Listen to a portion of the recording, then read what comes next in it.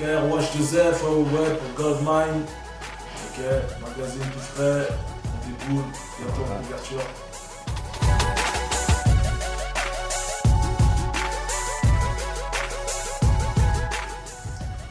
Bah, j'avais pas vraiment une directrice pour faire cet album. Ouais. J'ai travaillé à l'instant, on va dire. Donc non, je me suis juste efforcé de faire un truc nouveau. Puis être à la hauteur, être à la hauteur du titre. Voilà, honorer le titre Code de l'horreur, à travers des sons plus lourds. Voilà. Une écriture peut-être plus sombre, mais en tout cas plus subtile, plus élaborée. Et voilà, j'essaie de progresser. Simplement, je pense que je l'ai fait en différentes étapes et ces étapes-là ont donné de la richesse à l'album. C'est sûr.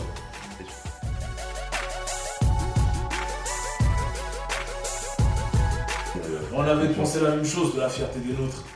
Voilà. Tu vois, en même temps, on est obligé de. Je pense que c'est le cheminement, tu vois. On grandit et puis on l'interprète. Simplement, on évolue. Après, il dit plein de choses quand même dans cet album. Et je pense que oui, la maturité, on n'a pas fini de mûrir en même temps. Tu vois. On a mûri sur des points, et il y a d'autres où il faut encore faire du progrès, tu vois. Bien sûr. Et non, moi je suis entier de toute manière. Si je dois dire merde, je dirais merde, comme je dis. S'il y a des morceaux très hardcore, il y a des phrases des fois assez noires, mais je les assume parfaitement aussi, tu vois, du haut de mon âge. Donc.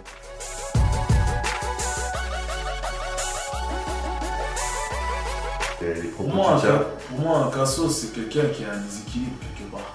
Et pour moi, on est tous déséquilibrés, mais à des degrés différents. Parce qu'on vit tous dans la même société, on vit tous dans le même monde. Et le monde, il n'est pas parfait, tu vois. La société française, elle n'est pas parfaite du tout. Ce que je veux dire. Et donc forcément, on est tous amenés quelque part à faire le tour de soi-même et se remettre en question. Et on a tous des problèmes qui font qu'on ne mène pas toujours une vie ordinaire. Tu vois ce que je veux dire. À partir de là, on est des cassos. Dans toutes les classes, il y a des cassos quand tu regardes bien. Tout à fait. Voilà, donc j'ai dit cassos for life. Voilà. On essaye de se redresser, de combler notre vie et tant bien que mal.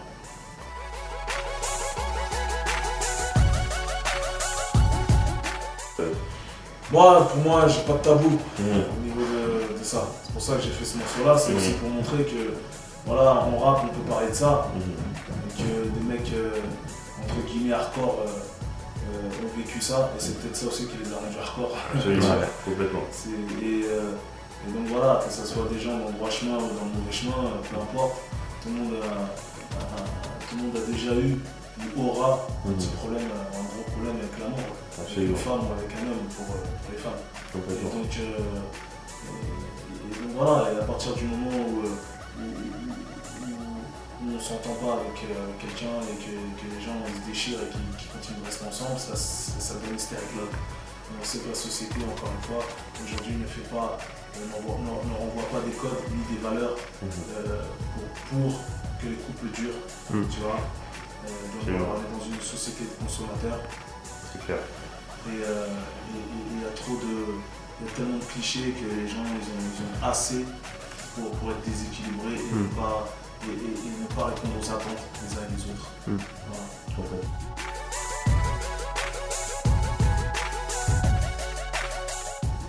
C'est pas un morceau contre les autres villes du monde ou de la France. C'est juste pour dire que voilà, je sais que quand un mec du 94, du 93 ou de Paris même, dans le 92 descend par exemple en province, les gens vont remarquer que c'est un mec de Paris, tu vois, c'est de la région parisienne.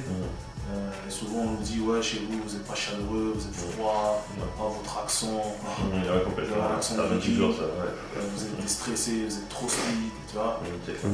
Ça n'empêche que des mecs de province ils montent chez nous de temps en temps, tu vois, ça leur arrive. Et puis nous-mêmes, on a beau dire la même chose, nous-mêmes on pense la même chose. On se dit ouais, c'est quoi cette région, c'est un truc de ouf. Quand on en sort, on est détendu, tu vois. Même en vacances, mais on finit toujours par revenir parce que ça nous manque, tu vois, et c'est là où on établit nos bases et c'est un peu nos repères. Donc c'était pour aussi honorer et représenter. Complètement.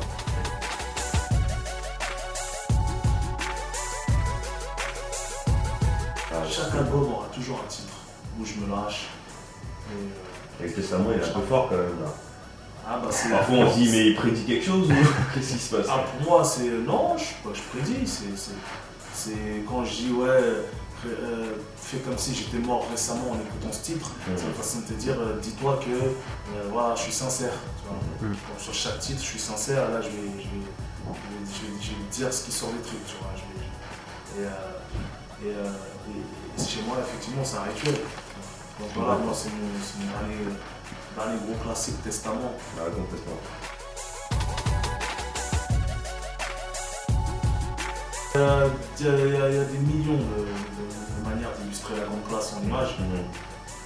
Celle-ci en fait partie. Et je pense que les Américains, c'est un Américain qui a réalisé ce clip, c'est Taj, le mec qui a réalisé Hero de Nas. D'accord. Et voilà, eux ils travaillent pas vraiment comme nous. Nous on veut toujours tout détailler.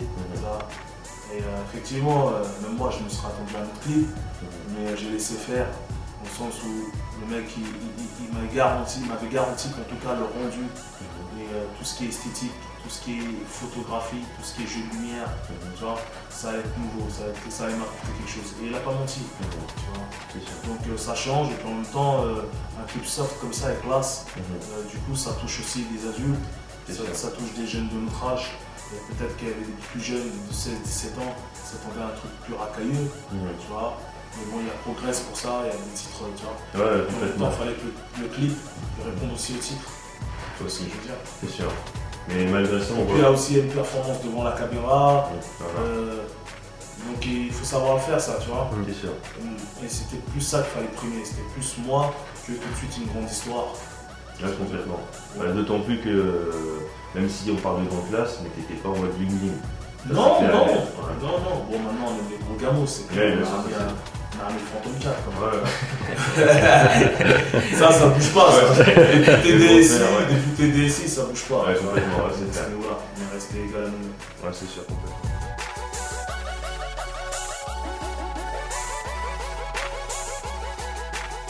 L'essentiel, c'est de faire ce qu'on aime. On sait que nous, voilà, on écoute du rap depuis avant 1990. Aujourd'hui, la plupart des jeunes qui nous écoutent, ils sont nés des fois à cette date-là. Tu vois ce que je veux dire? Donc forcément, on n'a pas le même bagage. C'est sûr. Technique, au niveau du son, tu vois, on n'a pas écouté les mêmes choses, on n'a pas vu les mêmes concerts. Et on n'a pas été dans les mêmes soirées, donc on n'est pas éduqué de la même manière musicalement parlant. Donc du coup ça impose une barrière entre nous. Et la règle, c'est de la casser la barrière. C'est sûr. Il faut oser, ça passe, ça casse, on prend des risques. Tant qu'on fait ce qu'on aime. Bien sûr. Il faut être patient aussi. Tant que ça sonne lourd et vrai, ça me va. Complètement.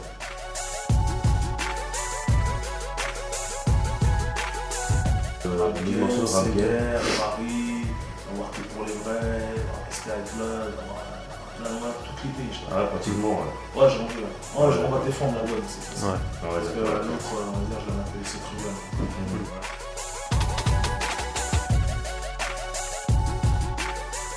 J'y songe. J'y songe. D'accord. T'as vu, on enregistre, on écrit, on reçoit des choses prod encore.